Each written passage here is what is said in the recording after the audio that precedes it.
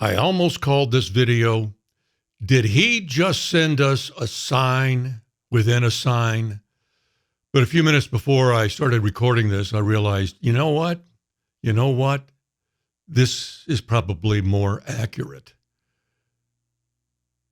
What we're going to talk about on this video has been disturbing me for almost a week now. And I've been delaying doing it because I know it's going to happen. People are going to come from the outside, ignorant of New Testament prophecy, just like I was, mock what I'm going to say, and announce to the world, he doesn't know how to rightly divide the truth. And others are going to say, wow, Stan, that's heavy. And it is heavy.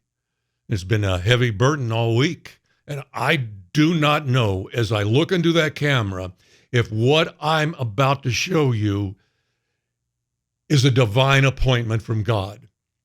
If it's a divine appointment, my goodness gracious. If it's not, it's hogwash and a complete and utter waste of your time and my time.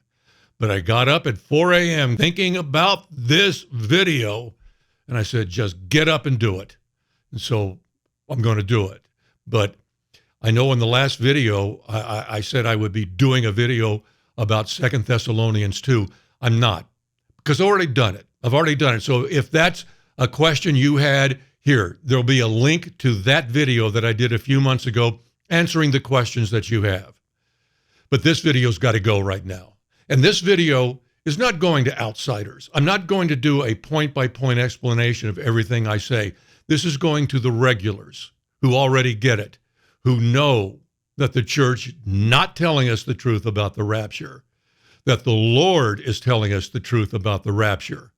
They have taken his truth, the church, picked it up, put it here, and the signs went with it, the instructions went with it, and now we are standing naked here right before this event, not doing what he said to do in preparation before that day and what he wants from us on that day. If you want to know more about that, you should watch the previous video, but do whatever you want. If you'd rather mock me in the comments, do it. Let's begin this way. Our God loves astronomical objects. That's pretty obvious. He's always loved them. He made them. He set them on their path, and they're mind-boggling. And only he can do that. Josephus, the great historian, was more than an historian. He was a Jewish priest in that first century temple in a long line of priests, one of which was a chief priest in his family's line. And he tells us that the 12 loaves of showbread that were put fresh in the temple, in the sanctuary of the temple each week, represented the 12 constellations the sun traveled through each year. The Mazzaroth, not astrology, it's astronomy. They honored that. God honors that. People have written books about the gospel and the stars and stuff like that. He honors this kind of thing. Josephus also tells us that the sanctuary, the holy place that only the priests were allowed in to, was designed to look like the heavens, sun, moon, and stars. It had that motif about it. God loves astronomical objects. And so when something brand new comes our way, we should take a close look at it. Something brand new, a new classification, a new type of object entered our lives in 2017, because for the first time in human history, we could detect interstellar objects, asteroids and comets. It could even be a rogue planet, but mostly it's going to be asteroids and comets that come from outside our solar system, inside our solar system, and they're different. 3i Atlas is one of those. It's making a big splash right now. I don't need to tell you that, but they've all three have made a big splash. So when you look at 3i Atlas, and no, I don't think it's an alien spaceship, but it could be important. But if you look at 3i Atlas, you've just about got to go back to the first one, 1i Oumuamua. It's one eye because it's the first interstellar object ever discovered.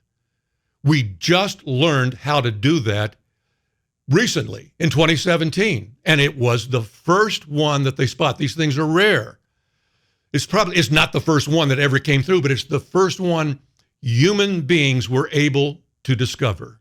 And it was a major discovery. And Oumuamua, named after, it was named by the Hawaiian Observatory that discovered it. And they gave it a very Hawaiian sounding name. And Wikipedia says it roughly translates to first distant messenger. Ooh, how ominous is that? I love that. The first distant messenger that we've ever identified that came from who knows where outside our solar system. And these things move much faster than normal asteroids and comets. At first, they thought Oumuamua was a comet, and then they said, we think it's an asteroid. They're still talking about it today. Well, maybe it's not an asteroid. Maybe it's something, but it moves with blistering speed. And it came through in 2017. And in looking at Three Eye Atlas, I started looking into Oumuamua because I thought, well, wait a second.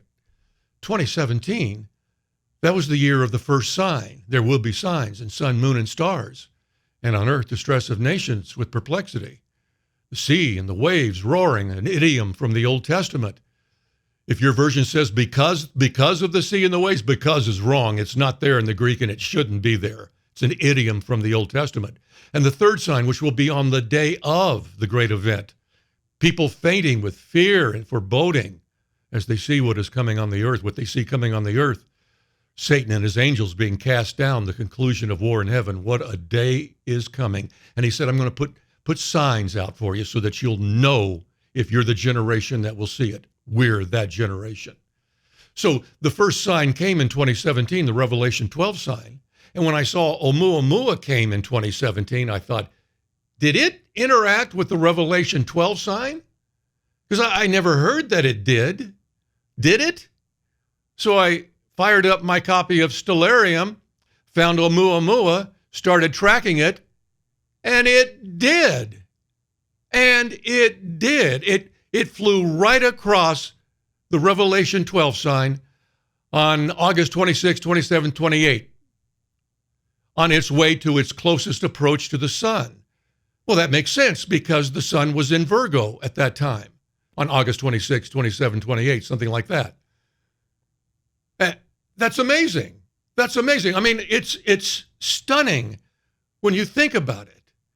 I mean, God fired this bullet that goes faster than a bullet, Oumuamua. Who knows when? Some people say it entered the outer regions of our solar system like back in 1995. Before we could even discover interstellar objects, it was making its way to Virgo and would get there on time. He fired that from outside the solar system, faster than a bullet. Who knows how many years ago, eons ago. Angels probably saw it. And he may have told them, boys, this thing is going to hit the Revelation 12 sign right between the eyes. I'm sorry, but it did. And maybe an angel said, I believe you, Lord, but there's a small window of opportunity, and we're a whole lot of years away from it, and it's a whole lot of miles away from it, but I believe you, because you're in control of these things, and it did. But it hit a sign so rare and beautiful and amazing from the first of a classification that we've never seen before. Interstellar object interacted with the Revelation 12 sign. Two firsts. Plus the timing that man had to develop the technology to even identify an interstellar object, and we just barely did. You know why we didn't hear about Oumuamua back during when we were watching the Revelation 12 sign in 2016 and 2017? Because Oumuamua wasn't discovered until the following month after the completion of the sign. We just barely identified Oumuamua before it left the inner solar system region and went out of view. We just barely caught it in time. But we can backtrack it. We know the trajectory it was on. We can backtrack it for, millions of miles. And so you backtrack it a few days, it went right across the Revelation 12 sign. But by the time they had discovered it, already had walked away from the Revelation 12 sign, disappointed that we didn't get the rapture that we demanded. That was not the point of the Revelation 12 sign. So I reached out to Brad, who publishes the rev12daily.blogspot.com site, and he's one of the few people on the planet that still honors the Revelation 12 sign. And if anybody would know, he would. I said, Brad, were you aware that Oumuamua interacted with the Revelation 12 sign? And he wasn't. He was aware of Oumuamua, but he didn't know that. I thought, well, my goodness, that explains why I didn't know it. If he didn't know it, nobody probably knows it. But it did. And it was special. And it added another mystique and facet to that already great sign. The Revelation 12 sign was visited by the first interstellar object ever discovered by mankind. Just amazing. Just amazing. And so I was going to do a video on that because, it's an amazing little thing here. Just another little, hey, let's go back and revisit Revelation 12. It's even bigger than we thought. So about a week ago, laying in bed at 3 a.m., thinking about when can I do this video on Oumuamua? And I had the craziest thought. Hey, wouldn't it be wild? I mean, just really crazy if the second interstellar sign, 2I Borisov, a comet. It was a comet, the first interstellar comet ever discovered. And it was a big deal too. 2I Borisov. Now, wouldn't it be just crazy if the first interstellar object, Oumuamua, which interacted with the first sign in 2017, wouldn't it be crazy if the second interstellar object interacted with the second sign, distress of nations with perplexity? Now, I knew the probability was low. Again, that window, the timing had to be just perfect because once these objects enter the inner solar system where they're observable and they leave, it's short. It's a short period of time. So I looked into, because I didn't know anything about 2I Borisov, named after the man who discovered it. And as it turns out, the day it was making its closest approach to the Earth, December 28th, 2019, was just a couple of days away from the official announcement from China to the UN, we have a problem. There's a thing called coronavirus, and some of our people have it, and it's a new disease. That happened on December 31st. They made that official announcement to the United Nations. That's why it's COVID-19. It made COVID-19 by one day. Otherwise, it would be COVID-20. 2I Borisov shows up right at the beginning of that pandemic, which would later complete and fulfill the second sign, distress of nations with perplexity. Because in just a few weeks, that virus spread all over the globe. Every nation was impacted by it. It was stunning. And this map of infections being reported that particular week doesn't even begin to tell the story of how it changed our lives worldwide. In some cases, permanently has changed the way we do things. It's an amazing thing, an amazing year to live through. And 2I Borisov was there at the beginning and in the heavens above us for most of 2020 while that sign fulfilled itself. There was distress of nations with perplexity. Look at this quote by the Secretary General of the United Nations. We've never had a crisis like this. It was that unique. And once again, the second unique kind of astronomical body visited us at that time. It came from who knows where, light years away, but it hit that window, that tiny window, at the beginning of distress of nations and was in the skies above us while it was being fulfilled. The most unusual, horrible year of all of our lives collectively. Distress of nations with perplexity. The sea and the waves were roaring. The idiom from the Old Testament. Yeah, you see where this is going, don't you? Interstellar object number 1 visits sign 1. Interstellar object 2, 2I Borisov, visits sign 2. They both showed up before their respective signs, and they stayed in our heavens until the fulfillment of those signs, and then both left. Right now, we have 3I Atlas. Look at the spacing. The spacing is Oumuamua in 2017. The next sign would be in 2 years and 3 months later would begin.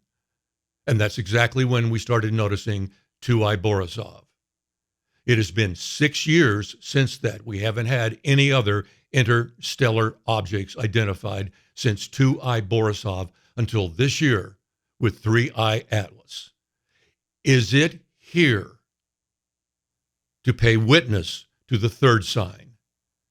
People fainting with fear and foreboding as they see what is coming on the earth.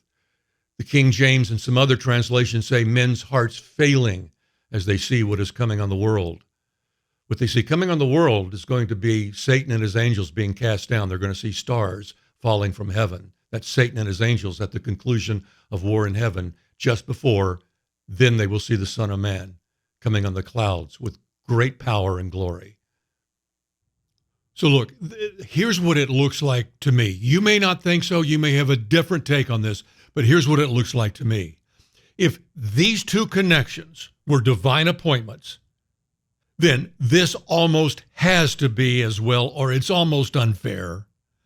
If, however, this third interstellar object of all time comes and goes with no third sign connection, then these two connections were also just meaningless coincidences. And the problem with that is they just don't look like coincidences to me. They just don't. For 1 second, let's just say for 1 second, okay, if these are all three part of a divine pattern, what is it that we're supposed to see? What is he saying to us? I think what he's saying to the Christians who refuse to listen to what he told us about his coming, he is saying, wake up, wake up. If you will not wake up, I will come like a thief, and you will not know at what hour or at what kind of hour, literally, I will come against you. You won't recognize what's going on. You will not perceive what is happening because you weren't listening to me. But to the Christians who are listening to him, I think he would be saying to us, I am coming soon. Hold on to what you have so that no one takes your crown. Thank you for watching. God bless all of you. These are interesting times. Let's see if we can figure them out together.